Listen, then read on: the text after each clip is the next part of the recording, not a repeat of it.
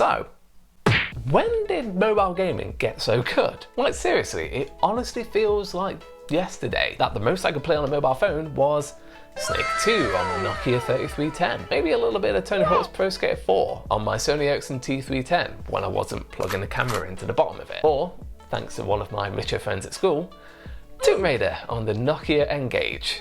Do I feel old? But now, thanks to how much power that smartphone has in your pocket, you can get some pretty console-esque experiences straight on that phone you're probably watching this video on. But there's one key problem. For anything more traditional like that, you need buttons. And to combat this, most games put buttons on the screen, and they suck. With your hands all crab-like trying to get all the different buttons you need, it's awful. And it turns out I'm not the only one who thinks this, because companies have been busy making game controller adapters, including this, the Backbone 1. I wish I was talented enough to be a magician, because I feel like I've got the hand swirls and everything, but I digress. Does this provide the mind-blowing gaming experience that they claim? And does it meet the incredibly high standards of somebody who has been gaming for over 2.5 decades? Let's get into it. Hello, and welcome to New Rising Media, your home of hands-on reviews and gloves-off opinions about tech and gaming. I'm Jason England, all-round nerd journalist, and I thank you, right there, for taking the time out of your busy day to check out this video. Cheers. Right, the Backbone 1, it's a lightning-connected iPhone controller adapter, so not compatible with Android whatsoever. Maybe they are working on one, who knows?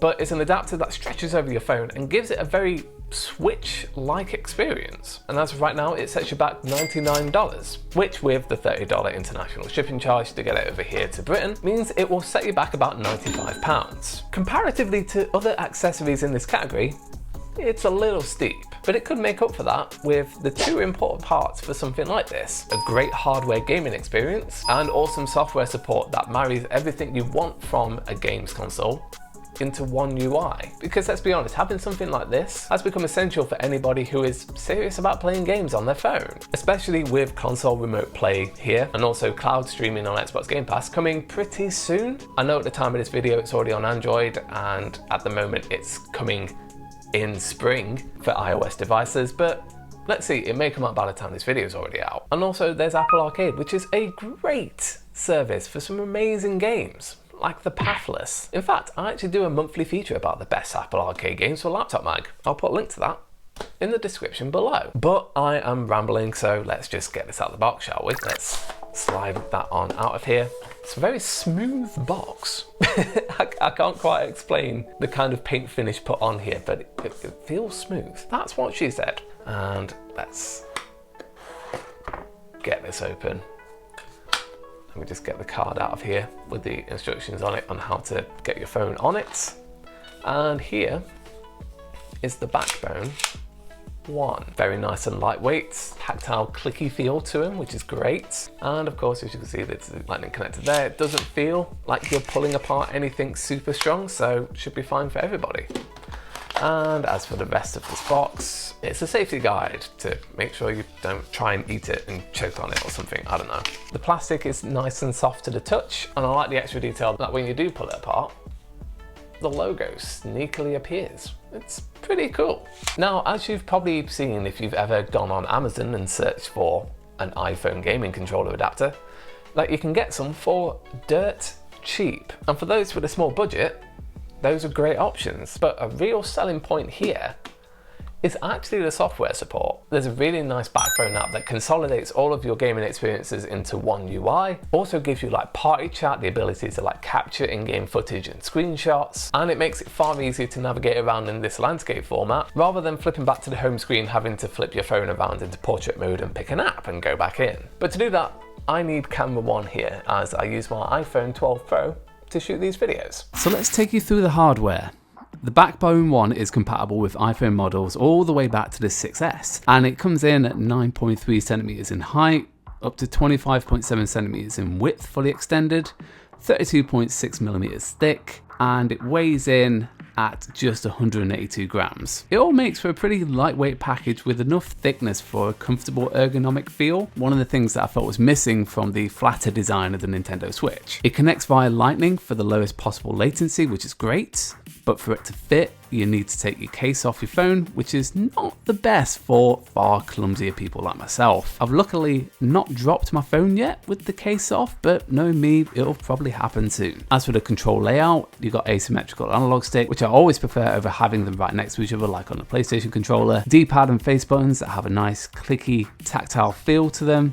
4 triggers, the R2 and L2 of which have a decent amount of travel. Pause button, screenshot button for in-game capture, an extra function button for the party chat options, and the backbone button that operates quite like the Xbox Guide button or the PS button for launching the Backbone app. And on the bottom of the grips, you've got a lightning pass-through on the right to charge while you play, and a 3.5mm headphone jack on the left for lower latency audio than trying to use wireless headphones or earbuds. And speaking of the Backbone app, it is your all-in-one gaming app that turns it into a portable console rather than just a phone with games on. Its primary purpose is a centralized launcher for all your different games or game streaming apps, so you don't need to keep flipping back to the home screen to find your next game. Plus, there is a screenshot and game recording function, which can record up to 1080p 30 frames a second, which is saved to the camera roll or easily shared directly to the likes of Snapchat, Instagram Stories, Facebook Messenger or other apps. But it doesn't stop at just the snappy user-friendly interface, as it also packs some social features and party chat. It starts simple and effectively with push notifications delivered if another Backbone player goes online, and goes beyond into online party chat too. These elements are real nice integrations on paper, but they can be a little bit pointless if you're a single player billionaire mates like myself, or if you have people using other controllers,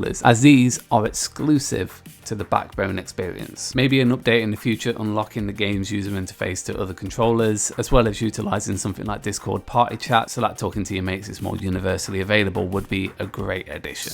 So now that we've had a few days with it, let's tie all this back to the ultimate question when it comes to buying something like this. Is it good enough for gamers? And is it worth the money? Which, let's break them down separately. The answer to that first question is yes. The ergonomic design fits very nicely in your hand and has a good premium soft touch feel to it that'll be comfortable for long play sessions.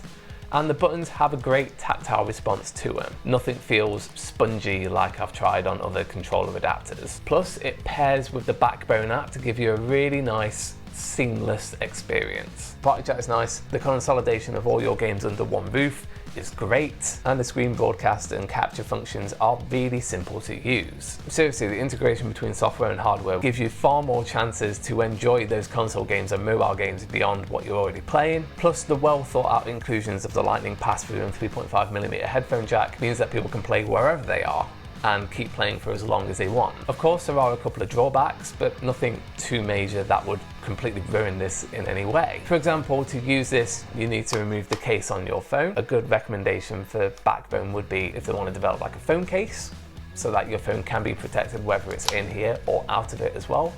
I don't necessarily have to do what I did before and fanny about removing the case to put it into here. And the party chat service is a little bit of a battery hog, and it's also a little redundant for someone like me who prefers single player games. And to answer the second question, that's more up to what budget you have, because there are cheaper options for sure. I've seen iPhone controller adapters worth £15 on Amazon, for example. Granted, they don't have the same software integration as this does, and chances are the design is nowhere near as good as this, and the buttons are probably quite mushy. But if your primary motivation is to get controller buttons on the cheap, then those options may be better for you. But for what you get for the price of this, it's pretty damn good value for money. It's a Nintendo Switch without the risk stake of a device that's just a little bit too heavy for you to hold over long periods of time. Also with a far wider variety of games and the ability to play PlayStation and Xbox games remotely on it. It turns your iPhone into the portable gaming console that you've always wanted, and the tailor-made seamless experience between the hardware and the software cannot be faulted. So if you like playing games and want the chance to play more games when, say, somebody takes over the TV to watch Celebrity Bake Off, then the Backbone One is a pretty damn good controller that you should probably get. And that's going to do it for this one. Thank you so very much for watching. It means the world that you would spend your time with me here. And while you're here, I want to know what you think. Are you on the lookout for a game controller adapter for your phone? Would you be interested in the Backbone One? Or maybe you're going for something like the Razer Kishi? Or you've got something else in mind? go ahead and let me know in the comments and let's chat. And as always, likes if you enjoyed the video, subs if you loved it, and I'll see you in the next one. Take care.